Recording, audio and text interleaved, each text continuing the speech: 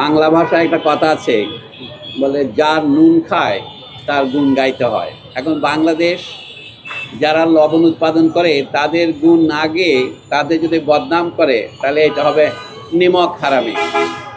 আপনারা জানেন হিন্দিতে বলেন নিমক, বাংলায় বলি আমরা লবণ বা নুন। তো বর্তমান সরকার যে লবণ আমদানি নীতি নিয়েছে, এটা দেশের যারা লবণ উৎপাদক তাদের বিরুদ্ধে একটা পদক্ষেপ। এটাকে নিমক হারামি বললে বেশি বলা হয় না। আমরা চাই বাংলাদেশে একটা লবণ শিল্প গড়ে উঠুক, এবং সেটার জন্য সহায়ক কর্মসূচি না নিয়ে সরকার যদি আমদানি নীতি অব্যাহত রাখে তাহলে এটা শিল্পকে ধ্বংস করা হবে। আপনারা জানেন 100 বছরও হয় নাই, মহাত্মা গান্ধী 1931 সনে লবণ সত্যাগ্রহ আন্দোলন করেছিলেন গুজরাটে। কেন করেছিলেন? তখন 100 বছর আগে ইংরেজ সরকার এই দেশে সমুদ্রের পানি সিদ্ধ করে লবণ তৈরি করার নিষিদ্ধ ঘোষণা করেছিল। তখন বিলেত থেকে লবণ আমদানি করার জন্য, সুবিধা করার জন্য দেশে লবণ উৎপাদন সম্পূর্ণ বন্ধ করেছিল আইন করে। সেই আইন ভঙ্গ করার জন্য মহাত্মা গান্ধী কয়েকশো মাইল দূর থেকে হেঁটে গিয়ে লক্ষ লক্ষ লোক নিয়ে গুজরাটের সমুদ্র উপকূলে একটা জায়গার নাম হলো দন্ডি, সেখানে তিনি আইন ভঙ্গ করেছিলেন। আমাদের মনে হচ্ছে আমাদের দেশ এখন আর স্বাধীন হয়নি। ব্রিটিশ আমলে ব্রিটিশ সরকার এদেশীয় লোকদের লবণ উৎপাদন নিষিদ্ধ করেছিল বিলেতি লবণ এদেশে বিক্রি করার জন্য। এখন আমাদের দেশীয় স্বাধীন সার্বভৌম দেশের সরকার ঠিক একই নীতির পুনরাবৃত্তি করছেন, যেখানে দেশে যে লবণ উৎপাদিত হয় এটা দেশের খাওয়া দাওয়া অথবা ভোক্তার কাজ ছাড়াও শিল্প কারখানায় লবণ ছাড়া চলে না। লবণ হচ্ছে এমন একটি উপাদান, আমরা আগে বেতন দেওয়াটাকে এখন ইংরেজিতে স্যালারি বলে। স্যালারি মানে হচ্ছে লবণ দিয়ে বেতন দেওয়া হতো। লবণ ছিল একসময় টাকার বিকল্প, কারণ সবার লবণ লাগে। খাদ্যে যদি লবণ না হয় যত মজার গোস্তই হোক না কেন কোনো মজা হবে না।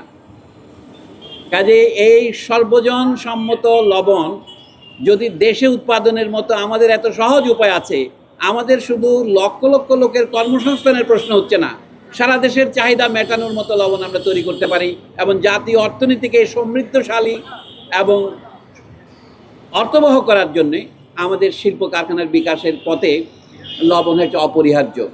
তো যেই কারণে আপনারা দেখছেন বর্তমানে আমাদের দেশে আমাদের চাষিদের, শ্রমিকদের, সাধারণ মানুষের কোনো রকমেরই অংশগ্রহণ নাই। এইটাই হচ্ছে মূল সংকট। এই সংকট যদি আমরা সমাধান করতে চাই, আমরা যদি যুক্তির পথে না আসি তাহলে মানুষ ভাঙনের পথে যায়। এই জন্য বলবি আজ বাংলাদেশে একটা রাজনৈতিক অচলাবস্থা চলছে। আমরা বর্তমান অন্তর্বর্তী সরকারের কাছে যেটা আশা করেছিলাম সেটা হচ্ছে সাধারণ মানুষের জীবনের উপর যে অত্যাচারের খড়গ নেমে এসেছিল তা কিছুটা হলেও হালকা করবে। কিন্তু আমরা দুঃখের সাথে বলতে বাধ্য, এই নতুন করে হঠাৎ এই ভরা মৌসুমে নতুন লবণ উৎপাদনের সময়ে নতুন করে বিদেশ থেকে লবণ আমদানির সিদ্ধান্ত কিছুতেই শুধু চাষি বিরোধী নয়, এটা দেশের স্বাধীনতা বিরোধী একটি কাজ।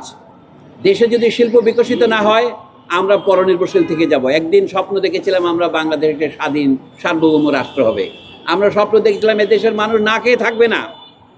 আমাদের একটা স্বপ্ন পূরণ হয়েছে, আমাদের স্বাধীন সার্বভৌম দেশ হয়েছে, পতাকা হয়েছে, জাতিসংঘের সদস্যপদ পেয়েছি। কিন্তু আমাদের জনগণের আশা আকাঙ্ক্ষার যেটা আসল দিক, তার খেয়ে পরে থাকার, তার বাসস্থানের, তার অর্থনৈতিক সমৃদ্ধির, সেই স্বপ্ন এখনো পূরণ হয়নি।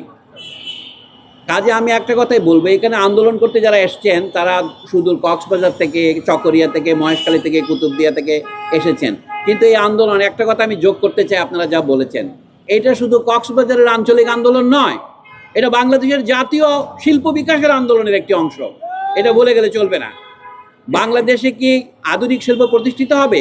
আমরা কি পরনির্ভরশীলতার অধীনতার হাত থেকে আদৌ কোনোদিন মুক্তি পাবো? তাহলে সেই মুক্তির পথ কি?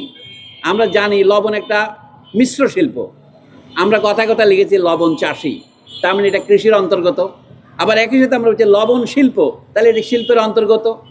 আমরা আধুনিক অর্থনীতিকে 3 ভাগে ভাগ করি। প্রাথমিক শিল্প হচ্ছে কৃষি, দ্বিতীয় শিল্প হচ্ছে শিল্প কারখানা, আমার তৃতীয় সেক্টর আছে সেটা হচ্ছে আমাদের সার্ভিস, আমাদের উচ্চশিক্ষা, আমাদের চিকিৎসা, আমাদের যত অন্য কাণ্ড কারখানা। কাজেই আমরা যদি গোড়াতেই গলদ রাখি তাহলে আমাদের দেশ কখনো বিকশিত হবে না। আজকের এই সমাবেশের মাধ্যমে আমি অন্তর্বর্তী সরকারের উপদেষ্টাদের কাছে, প্রধান উপদেষ্টার কাছেও আহ্বান রাখতে চাই, আপনারা এই সমস্যার সমাধান করতে পারেন। এটা সমাধানের অতীত সমস্যা নয়, শুধুমাত্র মুষ্টিমেয় গোষ্ঠী স্বার্থে, কতগুলি ব্যবসায়ী এবং শিল্প গ্রুপ সিন্ডিকেটের স্বার্থে, কয়েকটা গ্রুপের স্বার্থে এই আমদানি নীতি নেওয়া হয়েছে। যদিও বা উপদেষ্টারা আমাদের প্রতিশ্রুতি দিয়েছিলেন তাদের মৌসুমে, তাদের মেয়াদকালে তারা নতুন করে কোনো লবণ আমদানির সিদ্ধান্ত নেবেন না। যেখানে দেশের চাষিরা যেখানে 5 টাকা মূল্য পায় না, আমাদের 40 টাকা দিয়ে বাজারে লবণ কিনতে হয় কেজি প্রতি। এতে বোঝা যায় বিরাট অন্যায়টা কোথায় হচ্ছে। এই যে মধ্যস্বত্বভোগীরা চাষিদেরকে বঞ্চিত করে এবং ভোক্তাদেরকেও লুণ্ঠিত করে নিজেরা একটা বিপুল পরিমাণ মুনাফা খসিয়ে নিচ্ছেন। সেই মুনাফাজীবী এবং মুনাফাখোরদের স্বার্থেই সরকারের যে অংশ এই আমদানিতে সম্মতি দিয়েছেন, তারা তাদের স্বার্থেই কাজ করছেন। এটা বুঝতে হবে যে এখানে একটা সংগ্রাম চলছে সাধারণ চাষি এবং শ্রমিক এবং লবণ উৎপাদকদের সাথে, এই দেশের যারা মুনাফাভোগী ব্যবসায়ী সমাজ তাদের।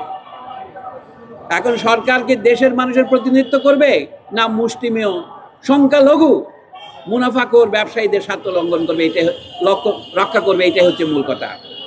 আজকের এই ক্ষুদ্র সমাবেশে আমরা যে কথা বলছি, এটা যদি সরকার মেনে নেয় ভালো, এবং তারা যদি অবিলম্বে এই আমদানির সিদ্ধান্ত কমপক্ষে স্থগিত না করেন, তাহলে আন্দোলন আরো ব্যাপক আকারে ছড়িয়ে পড়বে।